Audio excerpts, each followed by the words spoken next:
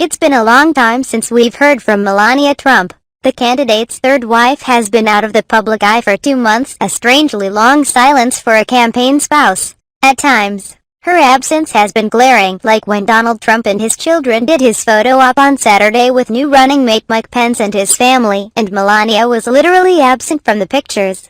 Tonight she's teed up to return to the trail, and in a big way, a keynote speech on the first night of the Republican National Convention, when the party gets a formal introduction to the woman who could be America's next First Lady. The political job in front of Melania would be a challenge even for an agile and willing campaign surrogate, and so far she has been neither. Trump has said that Melania will use the speech to talk about women's issues, which, if a strange fit with today's convention theme of national safety, is a crucial one for the candidate.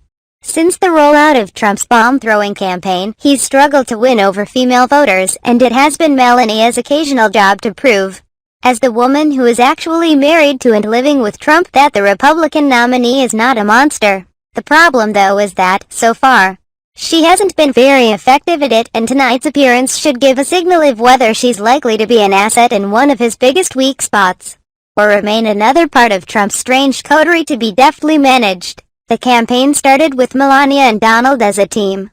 She was with Trump when he rode the escalator down to history last summer, and she was in the audience for every debate. But for the most part, in the years since, she has appeared in the background, looking immaculately coiffed and manicured, clapping and smiling her sphinx-like smile behind the Donald. She's given the occasional interview to friendly interlocutors, Greta Van Susteren, Harper's Bazaar, in which she's offered some blandishments chiefly intended to prove that the Slovenian ex-model has more than a decorative role in the relationship. The message is, generally, that she follows the news, she's her own person, and she speaks her mind, but within the home. She hasn't offered any particular policy views in public, and there's little hint of what issues she might embrace as First Lady. Once, when asked what causes she would support, she said that she is already involved in many charities, many different charities involving children, involving many different diseases. She is, as she says, 100% supportive, as she showed the night that her husband invoked the size of his own genitals in a debate against Marco Rubio back in March. CNN's Dana Bash grilled Trump on it afterwards. He wouldn't budge, and then turned to Melania. "Mrs. Trump, what did you think?" Bash asked her. "It was a great moment."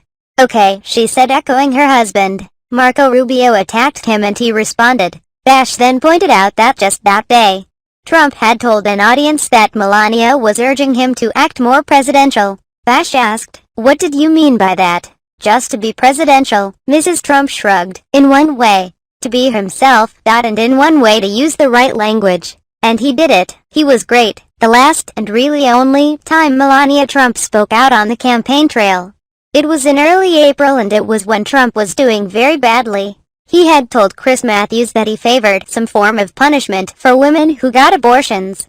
His then campaign manager Corey Lewandowski had been charged with battery for grabbing reporter Michelle Fields. Later, Trump would recant and the charges would be dropped. But heading into the Wisconsin primary in April, things looked bad for Trump. Suddenly women disliked him by a margin of 2-1. Trump said his wife had asked him to be more presidential, but he knew better. "Again, my wife, darling, you're so brilliant, you're so bright.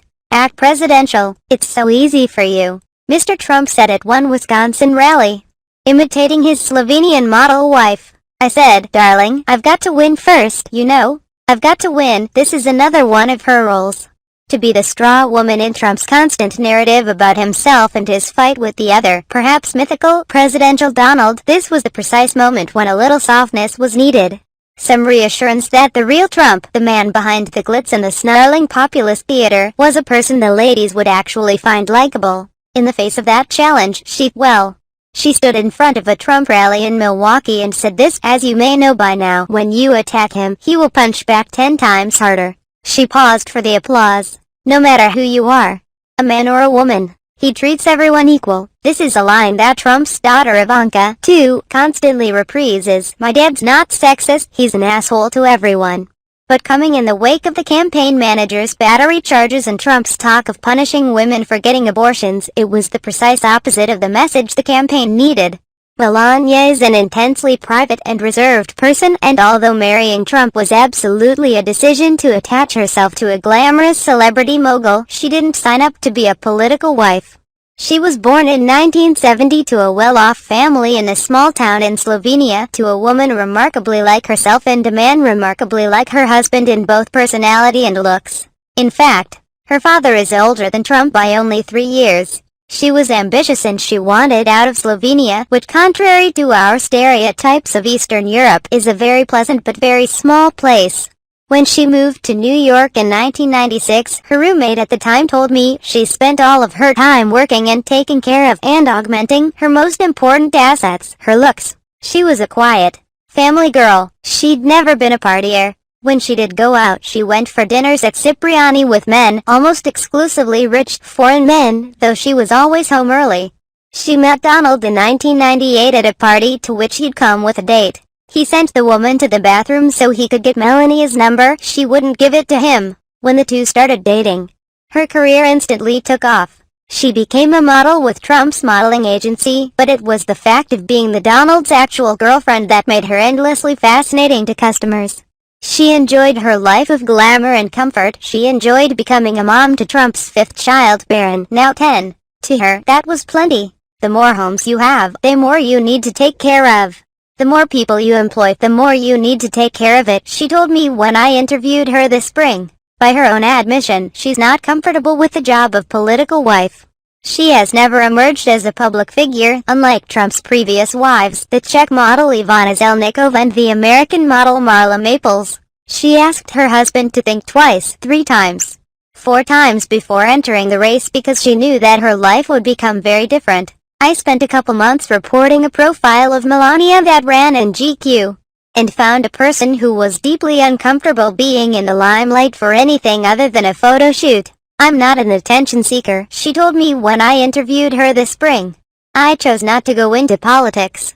Of her husband's decision to run, she said this when we discussed about it. I said he really needs to make sure he knows he really wants to do it.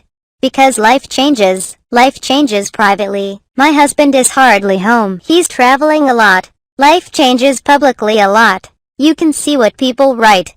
They don't check facts. I'm very political privately, she told me. I know what's going on from A to Z. Nobody knows and nobody will ever know. Because that's between me and my husband. Sometimes, though, she does reveal her politics. Back in 2011, she went on Joy Behar's show and when asked about Donald's insistence that Barack Obama prove that he had been born in America, she agreed with her husband. It's not only Donald who wants to see it, she said. It's the American people who want to see that. This immigrant, who was naturalized as an American citizen after her 2005 wedding to Trump, supports his tough stance on immigration, too, because she, true crime genre, is different than other immigrants sharing stories while honoring victims. She said in an interview on Morning Joe, I follow a law the way it's supposed to be. I never thought to stay here without papers. I had visa. I travel every few months back to the country on justice, to stamp the visa. I came back. I applied for the green card. On the other hand, I applied for the citizenship later on after many years of green card.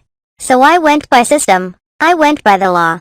And you should do that. There have long been rumors in modeling circles that this isn't quite true and that Trump's modeling agency was a serial abuser of the H-1B visa program. Her last public statement was, unfortunately, a consequence of the article one wrote. I had revealed the existence of long-lost half-brother about whose existence she didn't know, and the invasion of her family's privacy was extremely painful for her. Before the piece went up, she called and threatened to sue if I published the information. When that failed, she posted a statement on Facebook making her displeasure known. Within hours, a white supremacist website, upset that I had offended Empress Melania, wife of our glorious leader, began directing its supporters my way. The anti-Semitic threats grew so intense that I had to file a police report. Asked about that in an interview with a celebrity lifestyle publication called Du Jour, Melania conceded that some people had gone too far, but also said that I had provoked them. It sounded like she was justifying the anti-Semitism. And it drew a new round of accusations that the Trumps, notwithstanding that daughter Ivanka had converted to Judaism to marry her husband Jared Kushner, were anti-Semites.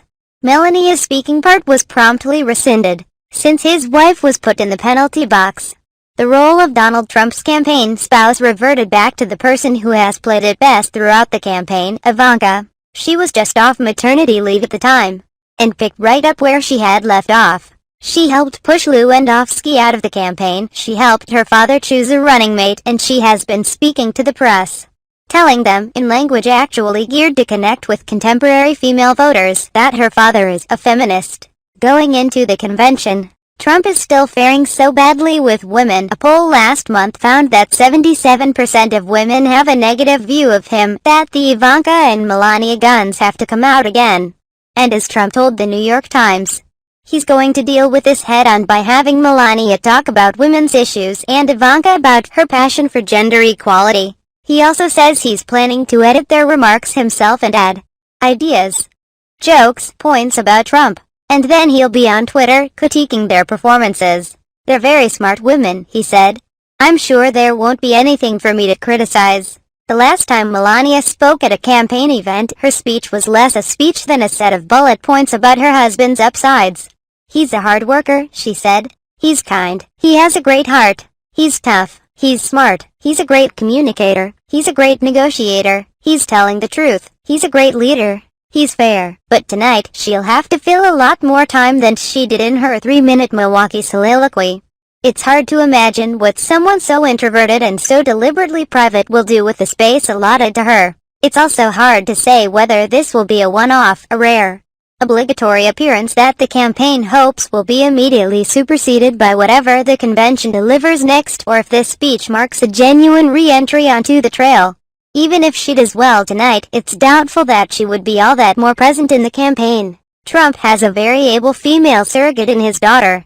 And as Melania told me in April when it was pretty clear that her husband would be the nominee, this simply isn't her job. Those policies are my husband's job, she said. Yes, I have opinion of course, but I'm